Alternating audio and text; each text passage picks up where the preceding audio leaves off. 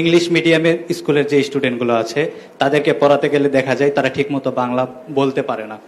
তা আমি জানি না পৃথিবীর আর কোনো দেশে এরকম আছে কিনা যে কোনো দেশের মাতৃভাষা এবং রাষ্ট্রভাষা যেটা ফার্স্ট ল্যাঙ্গুয়েজ বা প্রধান ভাষা, এটা বাদ দিয়ে সেকেন্ড ল্যাঙ্গুয়েজ বা অন্য কোনো ভাষাতে পড়াচ্ছে বা পড়ছে এর মাধ্যমে, এবং তারা নিজের ভাষা যেটা মাতৃভাষা এটাও ঠিক মতো এরা বলতে বা পড়তে পারে না, তাদের সবকিছুই ইংরেজিতে।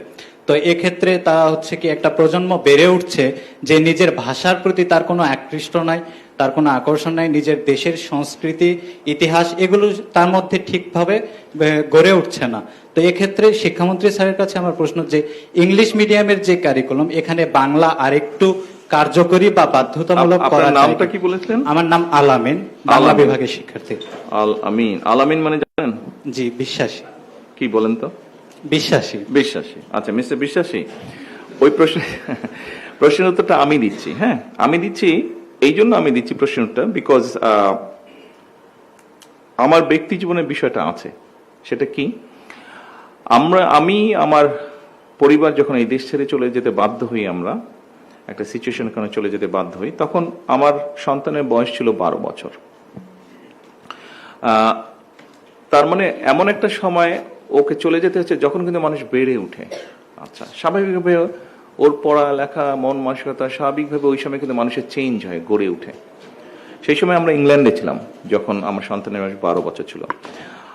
আপনি যদি ওকে আজকে জিজ্ঞেস করেন বাংলাদেশের 64টা জেলার নাম সহ অধিকাংশ থানার নাম বা উপজেলার নাম, আমার মেয়ে বলে দিতে পারবে।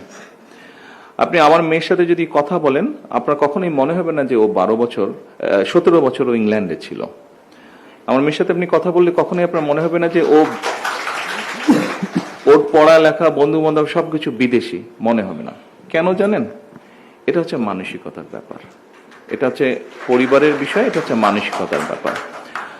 আমি কাউকে উদ্দেশ্য করে বলতে চাই না, তবে আমাদের দেশে একটা মানসিকতা আছে, যেই বাচ্চারা ইংলিশ মিডিয়ামে পড়ে তাদের পরিবার বা সবাই আশেপাশে তার সাথে ইংরেজিতে কথা বলতে চায় সারাক্ষণ। একদিক দিয়ে ভালো এটা, যে ঠিক আছে প্র্যাকটিসটা বেটার হবে, কিন্তু করতে গিয়ে যেটা হচ্ছে, যেই সমস্যার কথা আপনি বলছেন সেই সমস্যাটা হচ্ছে, সেটা হচ্ছে মানসিকতার ব্যাপার। এখানে আইন কারণ জোর জবরদস্তি কিছু হবে না, এটা নিজের মন থেকে পরিবর্তিত হতে হবে।